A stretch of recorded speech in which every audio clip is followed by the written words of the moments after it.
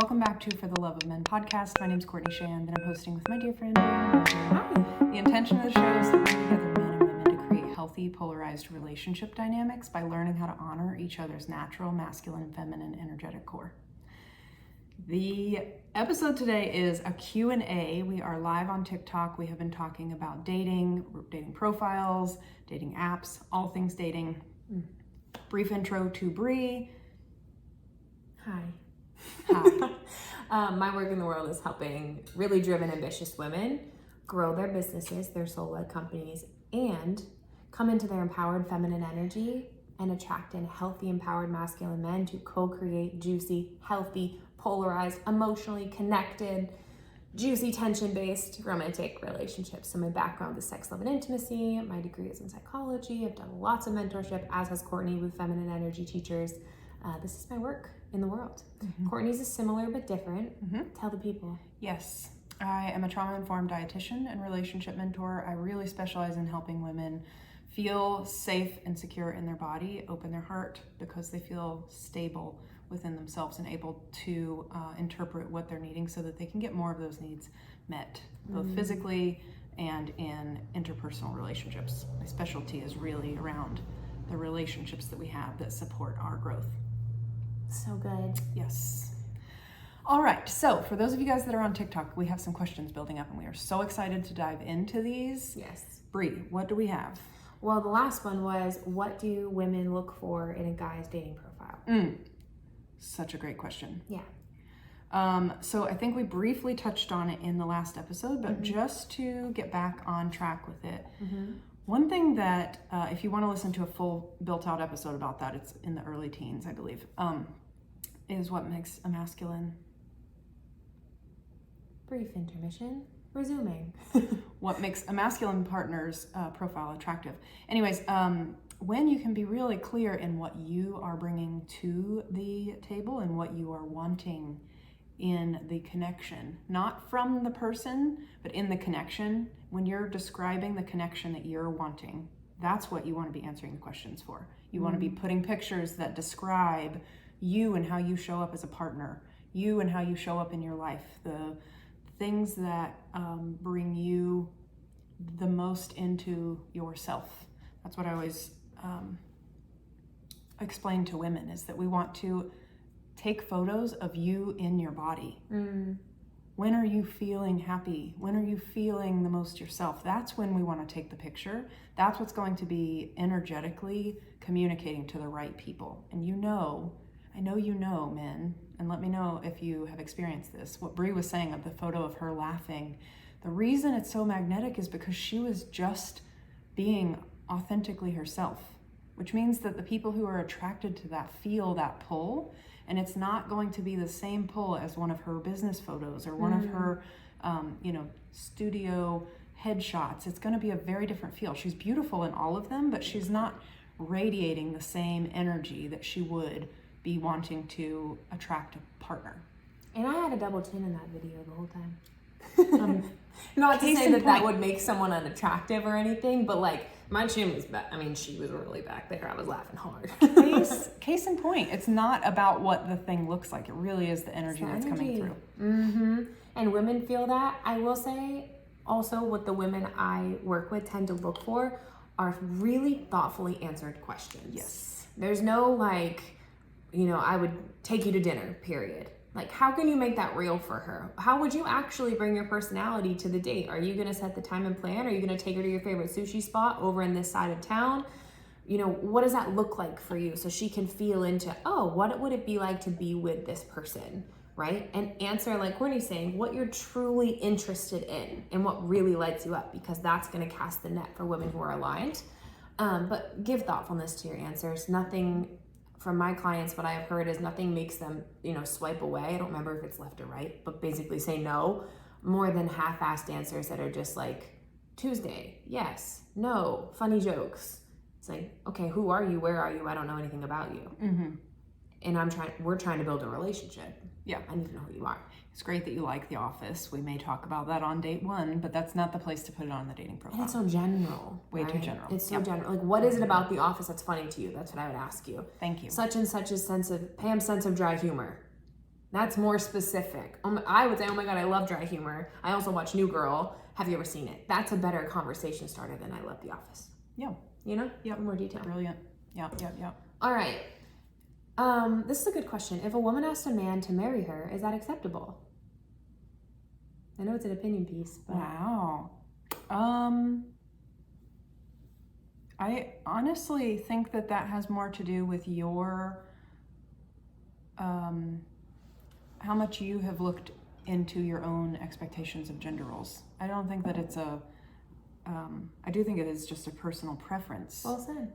Yeah, because it's going to be more acceptable the more that you've looked into your own internalized patriarchy. Yeah. Mm-hmm. And what works for one couple might not work for another. And if it works for you, perfect. It works for you guys. Yep.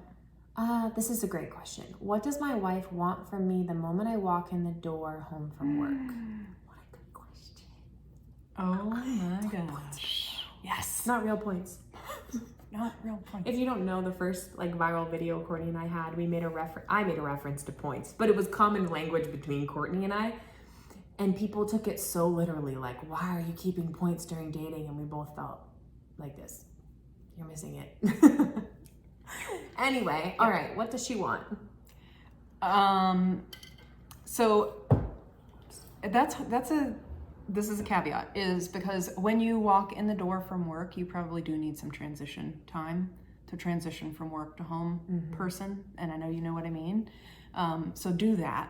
What she's looking for when you are available, the first time that you're available to her, is, I would say, to be, I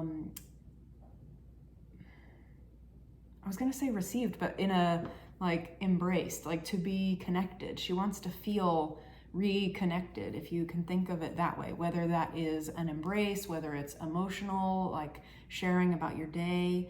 When it's coming from a place of, hey, I'm here and I'm present and I'm here to be with you, that is going to be money. I was going to say the same thing, connection.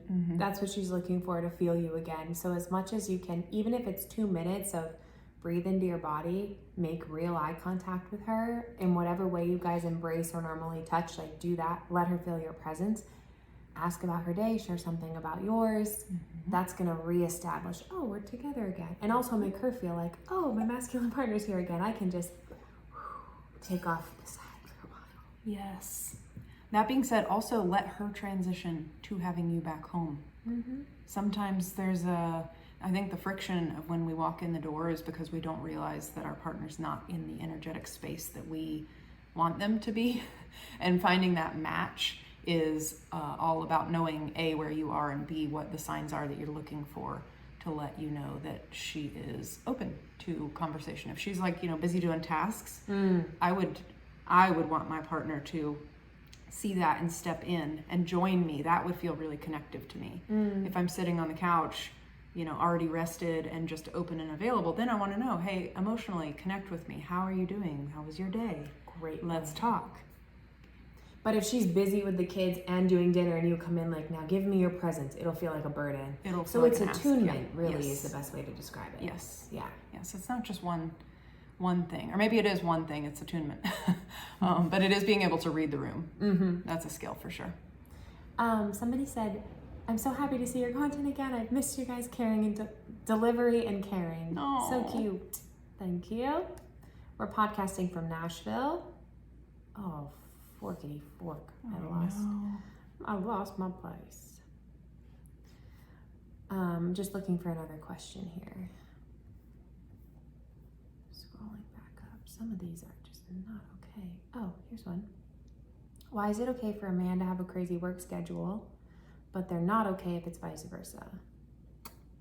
That's a good question. Do you want to answer that? Well, that just seems like not unpacked patriarchal ideas and gender roles. So it's, why is it okay? Because someone hasn't dismantled those views. It's not okay. To me, it wouldn't be okay. My work is just as important. But I do think that culture at the minute is still learning how to adjust to two-income households and women being just as driven and successful, if not more, in their careers than men. And one of our favorite thought leaders, Liz Plank, who has a book that shares the name of our podcast. I was just reading about this in one of her chapters today in her book, For the Love of Men.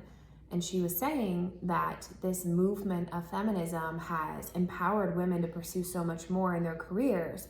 And listen to this, that the data shows that men today are actually more resistant to the woman being the breadwinner and being more successful than in the 40s.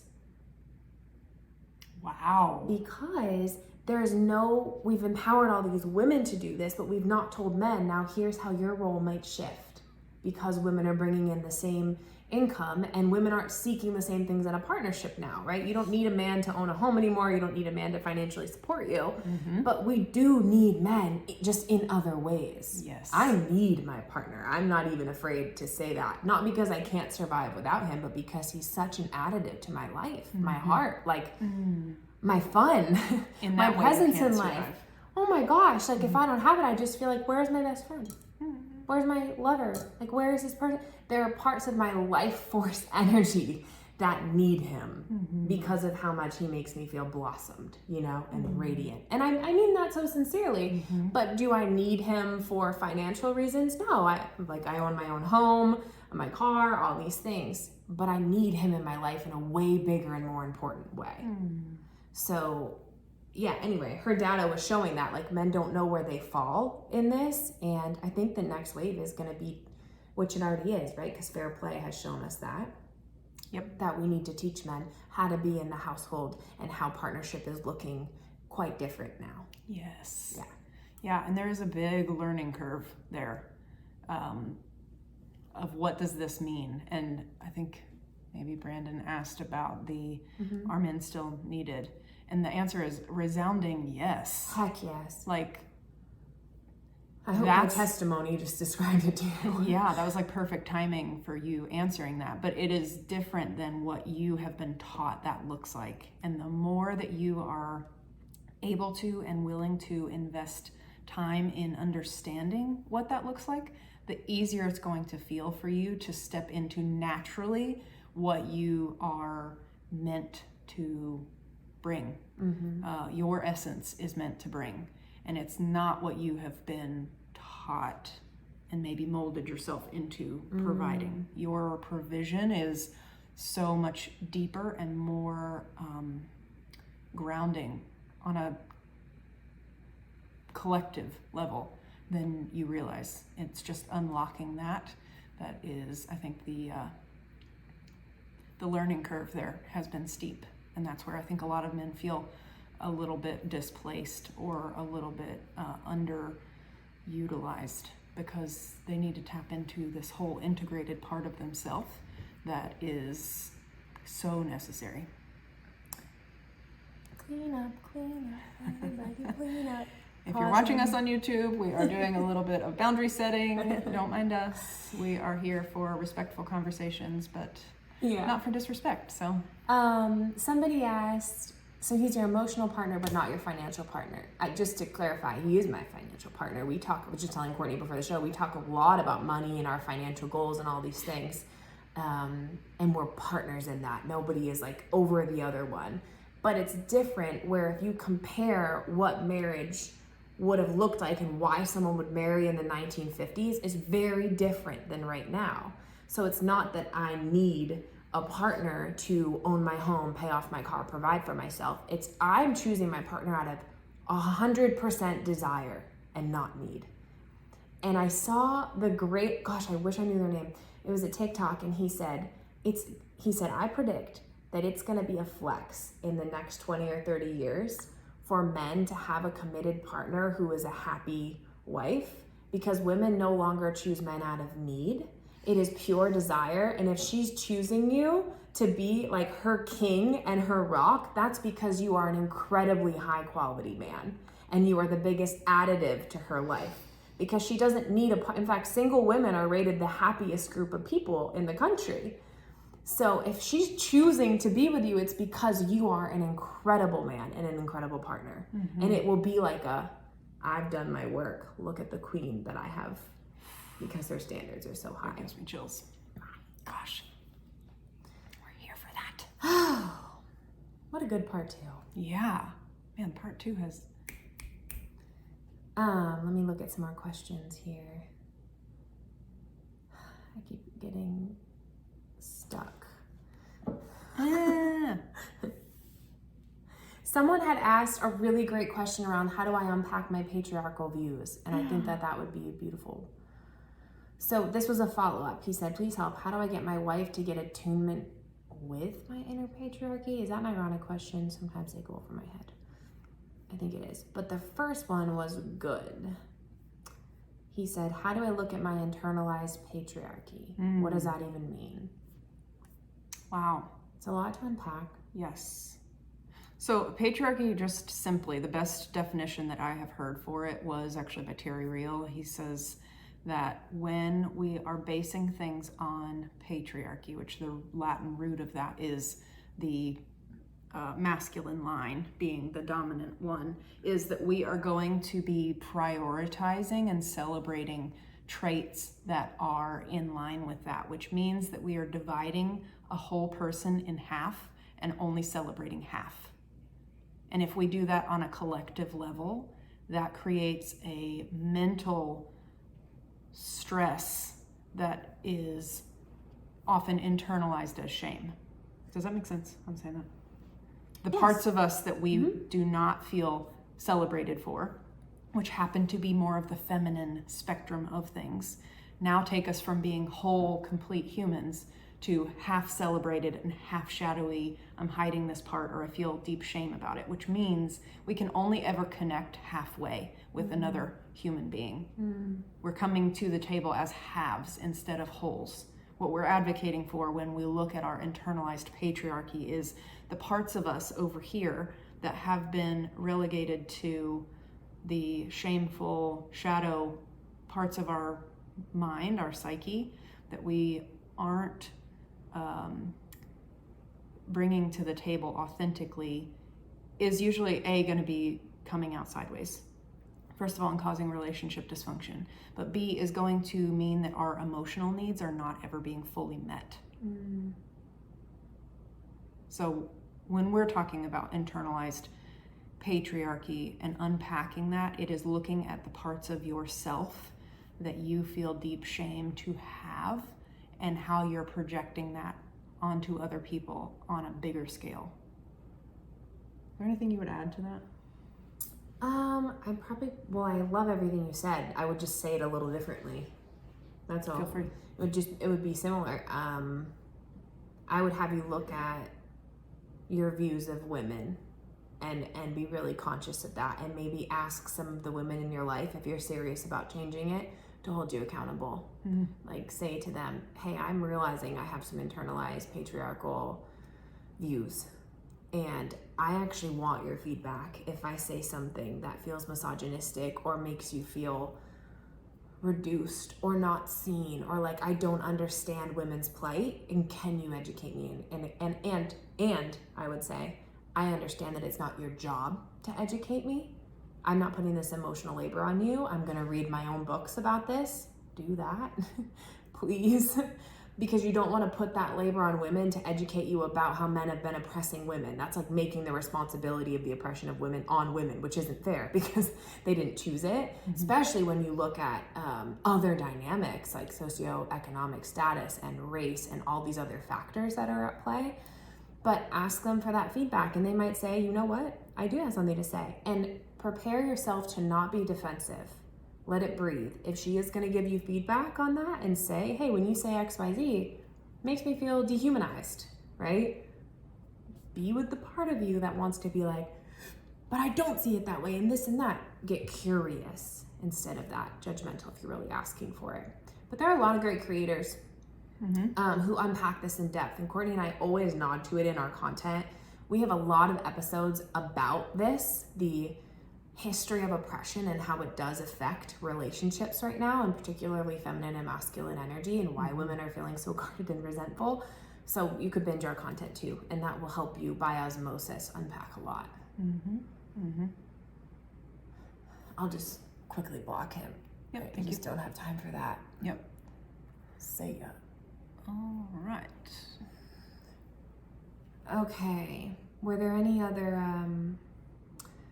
questions that come in?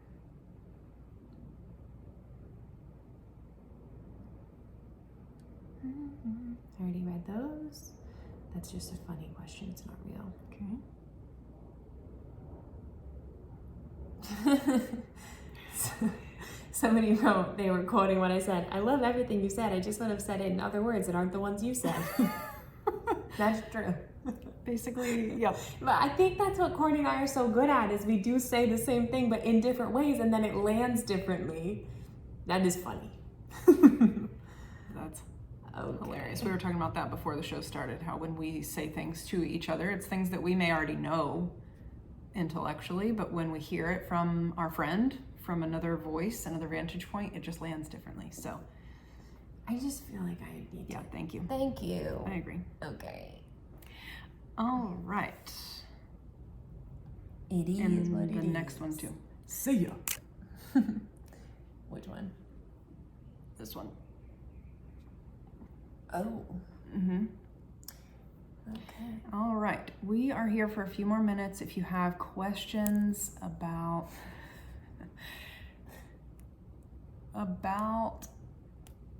any of these topics that we have been talking about so far. Mel! Sorry.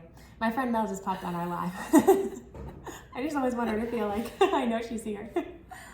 I feel like I know Mel and I've never met Mel. So Well, Mel is a girl. I get excited when I see Mel stuff on my page. I'm like, oh, Mel. Mm-hmm.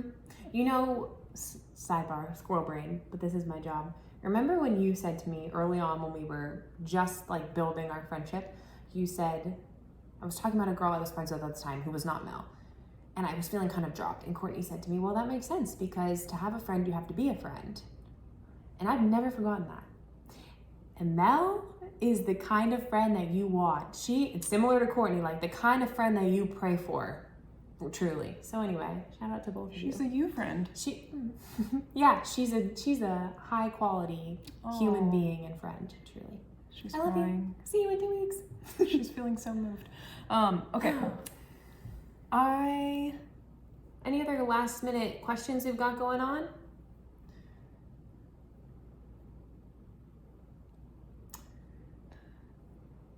Go for it. What? Oh. I don't know how that would be defined, so I don't want to tackle it. What do you think about people who say they still care for exes and still have them on social media? I feel like that would be a personal boundary. Yeah. For me, I would not like that. I just don't see the need for it. I just don't see the need for it. But I also know some people who are in very healthy relationships where that's a non-issue for them. And I respect it. As long as both people are comfortable with it, I think that the thing is asking for what you need and sharing about how that makes you feel. And if it doesn't make you feel any type of way, awesome. Mm-hmm. Mm-hmm. Yeah. Yeah.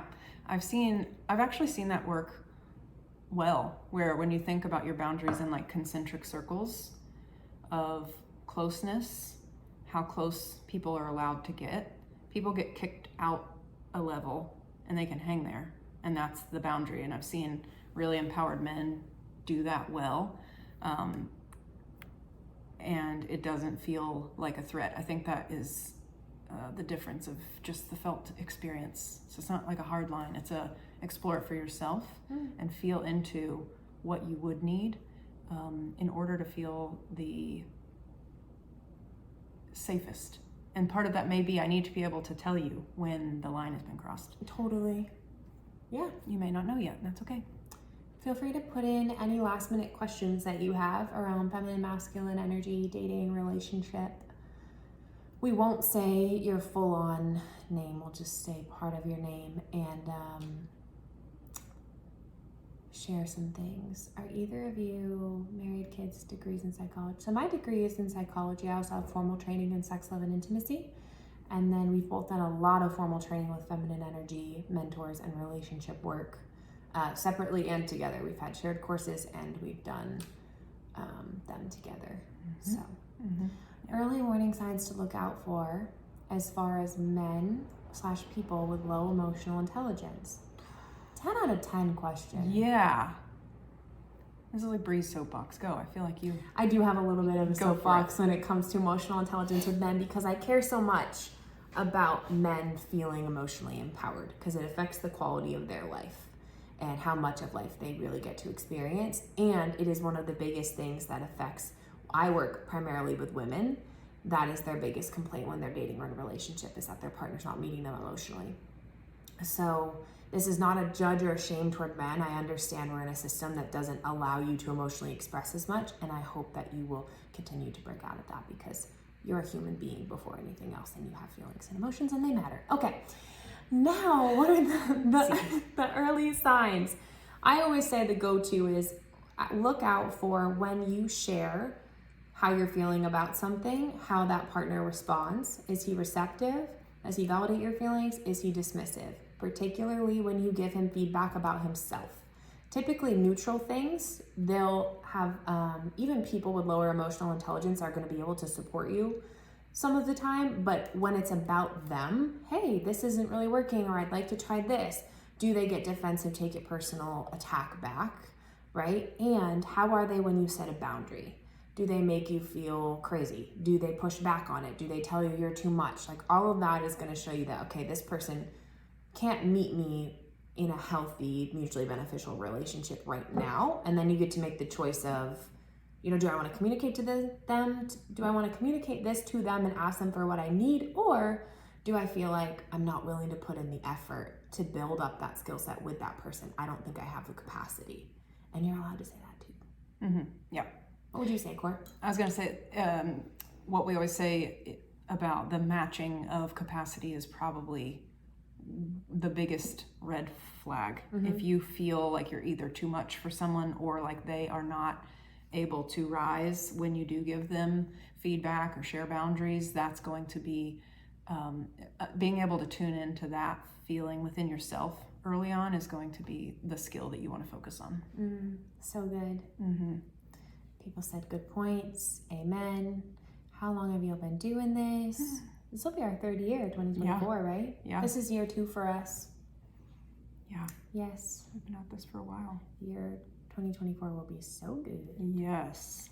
Any other questions, thoughts, things that you'd like some support with? We see a lot of you are following the show. Thank you. We are going to get you some new content out on the TikTok page soon, I promise. Anything else coming up for you guys? Questions you'd like support with? Feminine, masculine energy, dating, relationship?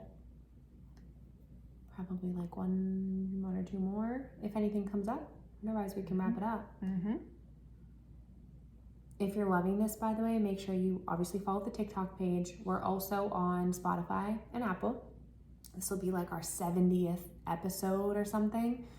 Courtney has programs. She has a program for men called Rooted. She also has a program for women called Arise, both reflectively bringing you into your empowered feminine or masculine energy, respectively, not reflectively. Yes. I have a program for women to help them called Soft and Secure, which brings them into empowered feminine energy.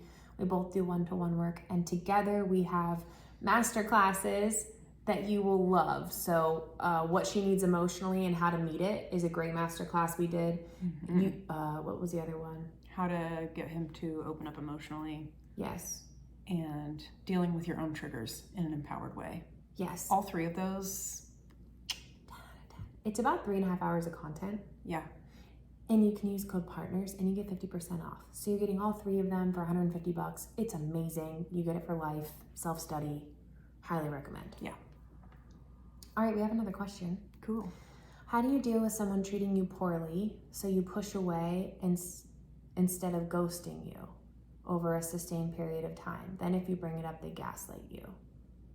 Wait, I don't understand. So they treated you poorly and you pushed away, or they pushed you away instead of That's what I was wondering.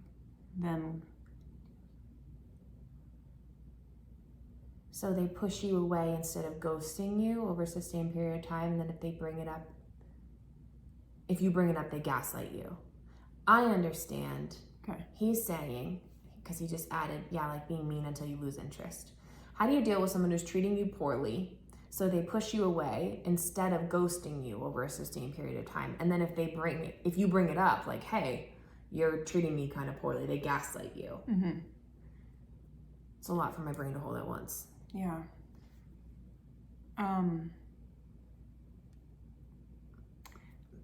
feels like a boundary. Yep. To me, I would just be totally upfront about it. I'm sensing XYZ energy from you. You know, does it feel true for you? And if they say no and they do gaslight you about it, then you get to make a decision around whether or not you want to stay in the dynamic, which is probably a no if they're not even going to validate your feelings and they're just going to keep treating you poorly. Yep. Yeah, to me it feels like something that you may want to tune into in terms of how long you're going to give them. Yep. Because it's your energy that's leaking at this point. They're kind of like slowly siphoning.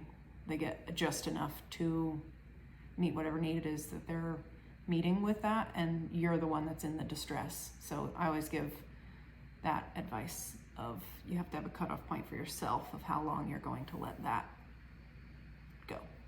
Mm-hmm. My friend, how to best support a friend who is struggling with the dating scene? Send them our podcast. That's what I was going to say. Well, it's funny. We have a whole podcast about it. Oh my God, it's so funny. I can think of 2 people who would be perfect to help with this. Okay, but I can answer this a little bit more directly. I think number 1, I would be conscious of your own boundaries too, if it's hard, because I know, just speaking candidly, sometimes if your friend is a woman and she's struggling in the dating scene, it can be very bitter and resentful, and it's hard to listen to other women bashing on men in the dating scene for a long period of time. Mm-hmm. It's very different than if I'm being like, hey, I'm really struggling with this. Can we unpack it? Like, I'm trying to find a solution, you know, even if the solution is to get out of whatever the situation is. So I'd be fierce about your own boundaries with that, and maybe there needs to be a meta conversation around it. And then how to support her. I don't want to put you on the spot, but I just feel like you have the answer for this on how to help her not turn in on herself, right? But also hold her accountable. What would you say? The friend? Yeah. Yeah. How does she support her friend? You know, I'm glad being put on the spot for this one. I know this one. You're right. You're right. I find it most helpful. This is something that I learned from a therapist too, is when you're listening to someone and you're noticing that it's getting close to your boundary, your upper limit of like, I'm getting tapped out here, is you can give them 1 or 2 pieces of support in terms of validating their feelings, maybe giving them a solution, pointing them towards the solution. And then beyond that, when you reach that upper threshold for yourself, you can say, I know that that's when you speak to the highest version of themselves. You speak to them as if they are in their empowered feminine or empowered masculine energy, and leave it with them. You can say, I'm going to have to stop talking about this now because I'm starting to feel X, Y, and Z. And I know that you are going to figure this out.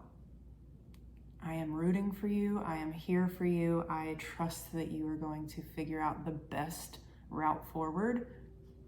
That's all that I have to share. And then let them sit with that. Let that digest. If they keep coming at you with it, then you may have to set a stronger boundary of, hey, I actually don't have space to hold for that right now. And if it's, not right now, or if it's I just don't have space to hold for that, then that at least gives them information to go find the, listening ear, the compassion, the whatever that they're looking for. A lot of times when they are in that space of just needing to vent, they're really looking for compassion, and it can create compassion fatigue when you're their sole source of it.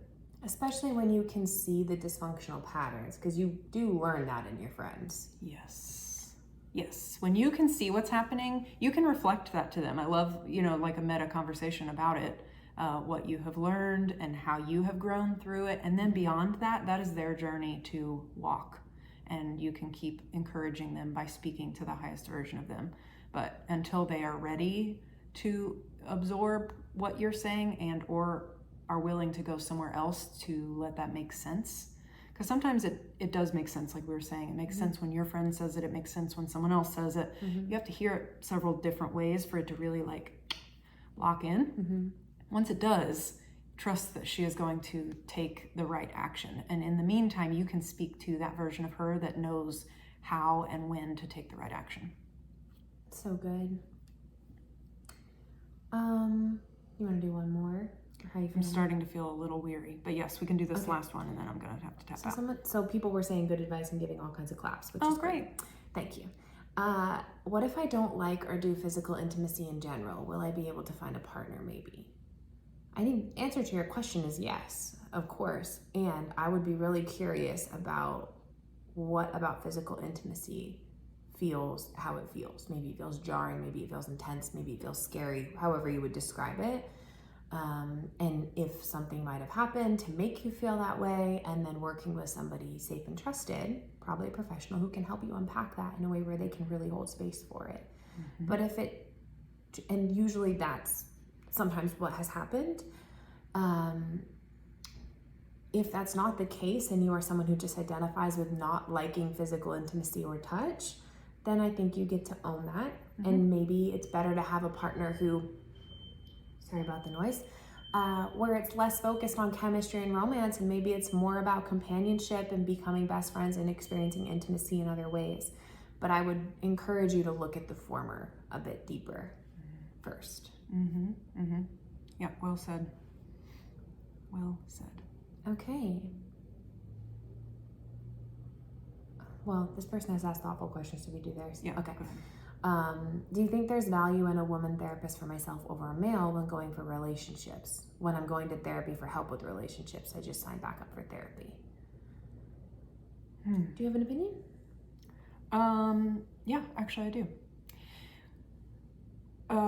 The therapeutic relationship is super important. So whoever you feel safest with is who I would suggest you go for. And you may have to shop around therapists, and you'll know when you find one that you can jive with. They're going to hear you. You don't have to keep explaining yourself.